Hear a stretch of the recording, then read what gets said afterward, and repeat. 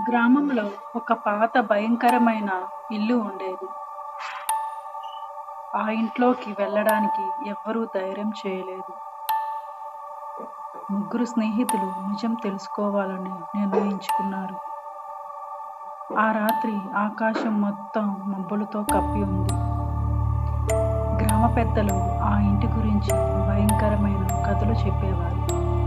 కానీ ఆ ముగ్గురు పిల్లలు భయపడలేదు.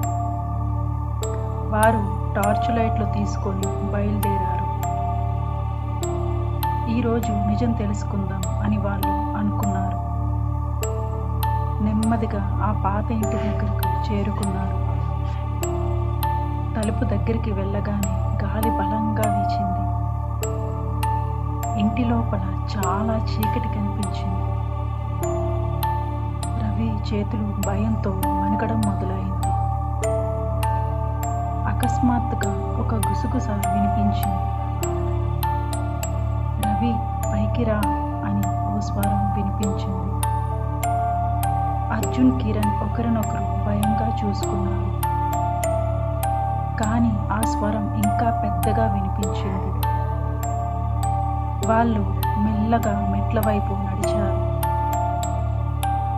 పై అంతస్తులో ఒక తలుపు కనిపించింది. ఆ తలుపు ముందు అందరూ ఆగిపోయారు.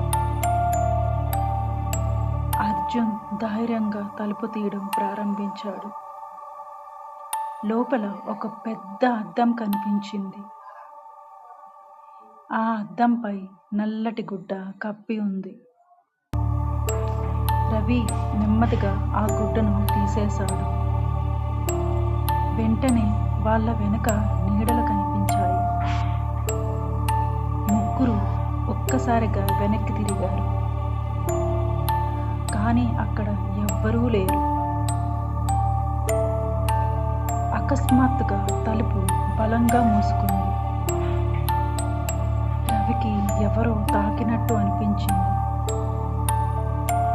అద్దంలో భయంకరమైన మహిళ ముఖం కనిపించింది. ఆ దెయ్యం మెల్లగా బయటికి వచ్చింది. మీరు ఇక్కడికి రావద్దు అని ఓ స్వరం వినబడింది. ఒక్కసారిగా అన్ని లైట్లు ఆరిపోయాయి.